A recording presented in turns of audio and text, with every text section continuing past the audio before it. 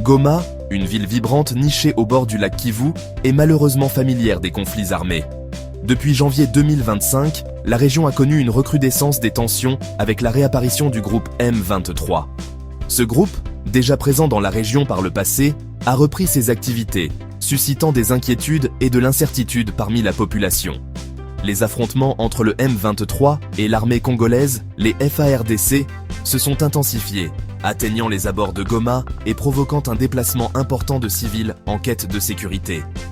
La situation reste complexe, alors que le M23 est soupçonné par certains observateurs de recevoir un appui extérieur, ce que Kigali dément fermement.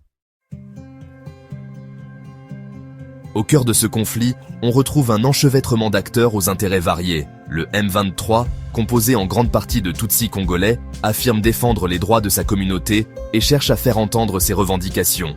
Face à eux, les FARDC œuvrent pour préserver l'intégrité du territoire national, souvent accompagnés par des milices locales, les Wazalendo. Ces derniers mois, les affrontements se sont intensifiés, entraînant la région dans une situation de tension et de représailles. Des allégations d'exactions envers les populations civiles concernent l'ensemble des parties impliquées, contribuant à un climat d'inquiétude et de méfiance. La nuit du 12 avril 2025 restera gravée dans les mémoires des habitants de Goma.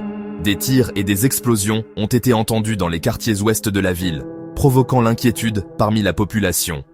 Les affrontements ont opposé le groupe M23 aux forces gouvernementales appuyées par les Wazalendo. Des témoignages font état de familles restées à l'abri dans leurs maisons, marquées par les bruits des détonations et des tirs.